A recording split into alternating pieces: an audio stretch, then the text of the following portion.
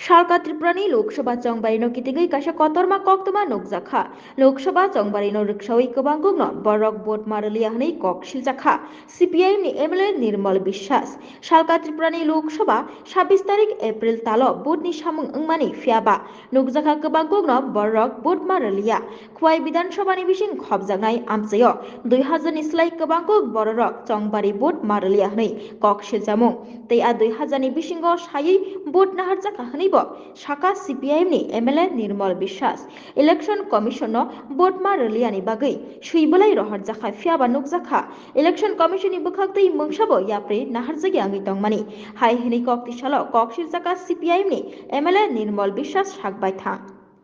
হ্যাঁ, পূর্ব ত্রিপুরা লোকসভা নির্বাচনী কেন্দ্রে গত 26শে এপ্রিল যে ভোটদান হয়ে গেল, আমরা দেখলাম যে 25 খোয়াই বিধানসভা কেন্দ্রে সর্বোচ্চ ভোটদান হয়েছে। আমি খোয়াই বিধানসভা কেন্দ্রের নির্বাচক মণ্ডলীকে অভিনন্দন জানাচ্ছি, যারা ভোটদান করেছেন, সেখানে ভোটদানে অংশগ্রহণ করেছেন।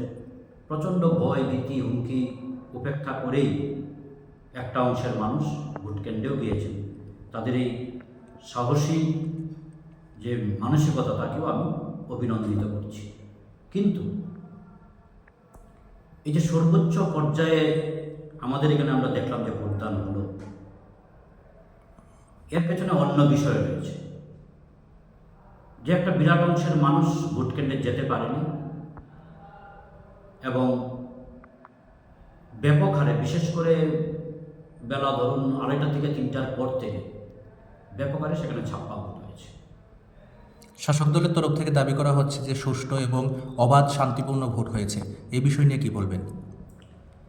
এ বিষয় নিয়ে আমি প্রথমত বলবো, এটা শুধু খোয়াই কেন্দ্রের বিষয় না, আমাদের রাজ্যের 2টি কেন্দ্রেই যে নির্বাচন হলো, আমরা দেখলাম 19শে এপ্রিল পশ্চিম কেন্দ্রে, 7 রামনগরের উপনির্বাচন বিধানসভা কেন্দ্রে এবং পূর্ব ত্রিপুরা কেন্দ্রের যে নির্বাচন, সুষ্ঠু অবাধ শান্তিপূর্ণ,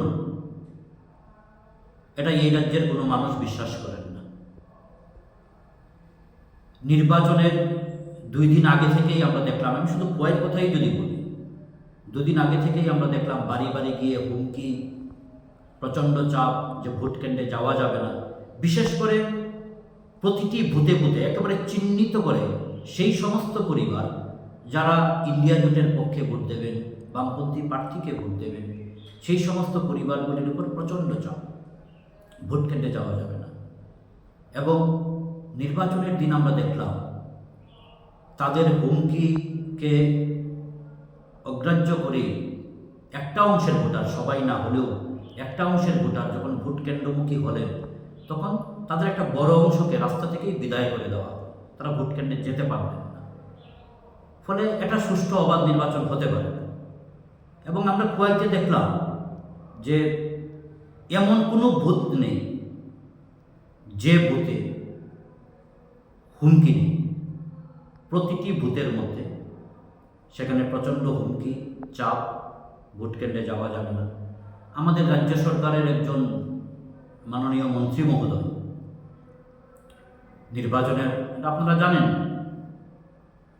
4-5 দিন আগে উনি একটি সভা করতে এসে বললেন যে বুথে শাসক দল সর্বোচ্চ ভোট পাবে তিনি পুরস্কৃত করবেন কত লাখ টাকা দিয়ে, এবং তিনি ভোটের সংখ্যাটা কত হবে সেটাও বেঁধে দিচ্ছে। 700 ভোট কাস্টিং হবে, 680 ভোট পেতে হবে। আমি জানি না ত্রিপুরা রাজ্যে এমন কোনো বুথ সেন্টার আছে কিনা যে শাসক দল 700 ভোটের মধ্যে 680 ভোট পেতে পারে, কিন্তু মন্ত্রী মহোদয় একেবারে সংখ্যাটাও বেঁধে দিচ্ছে। তারপরে যা হবার তাই হবে। উনি যে গ্রামে সংখ্যাটা চেপে দিয়েছিলেন, সেই গ্রামে আমরা দেখলাম আমাদের খোয়াই বিধানসভা কেন্দ্রের উত্তর সিঙ্গিছড়ার গ্রামে 2টি বুথ, বিরোধী সমর্থিত কোনো পরিবার সেদিন বাড়ি থেকে বের হতে পারে, একজন ভোটারও ভোট কেন্দ্রে যেতে পারে, এমনভাবে ভোটটা করা। সংখ্যাটা কত হতে পারে আনুমানিক খোয়াই বিধানসভায়? সংখ্যাটা আনুমানিক এখনও দেখেন সব খবর আসছে না, অনেকে ভয়ে মুখ খুলছেন না। তারপরেও আমরা আমাদের দলীয়ভাবে যে খবরাখবর নিয়েছি বিভিন্ন বুথগুলিতে, আমাদের একটা ধারণা 2000-এর বেশি পরিবার সেখানে ভোট কেন্দ্রে যেতে পারেনি। এমনকি বিশিষ্ট কিছু পরিবারের কথা যদি আমি বলি, যেমন ধরুন আমাদের খোয়াইয়ের প্রাক্তন বিধায়ক সমীর দেব সরকার, ওনার পরিবারে পর্যন্ত গিয়ে হুমকি দেওয়া হয় যে ওনারা ভোট কেন্দ্রে যেতে পারবেন। অবসরপ্রাপ্ত প্রধান শিক্ষক লালছড়া এলাকায় ওনার বাড়িতে গিয়ে হুমকি দেওয়া হয়। জাম্বুরা গ্রামের এক সময় প্রধান ছিলেন, উনি ভোট কেন্দ্রে যেতে চাইছেন, ওনাকে আটকে দেওয়া হচ্ছে। আমাদের ইন্ডিয়া জোটের অন্যতম শরিক জাতীয় কংগ্রেসের জেলা কমিটির সভাপতি, উনার পরিবারে পর্যন্ত গিয়ে চাপ, হুমকি, এবং অধিকাংশ ভোট কেন্দ্রেই যেতে পারবেন না। এই তো অবস্থা। এই অভিযোগগুলি কি আপনারা নির্বাচন কমিশনের দৃষ্টিতে এনেছেন মৌখিক বা লিখিতভাবে? লিখিতভাবেই আমরা জানিয়েছি। নির্বাচনের দিন চারবার আমরা আরোর কাছে লিখিতভাবে এই কমপ্লেনগুলি জানিয়েছি এবং বিভিন্ন সময় টেলিফোনিক আমরা বিভিন্ন বিষয়গুলি জানিয়েছি। কোনো ধরনের ব্যবস্থা নেওয়া না, হয়নি কোনো বলছেন? ধরনের ব্যবস্থা নেওয়া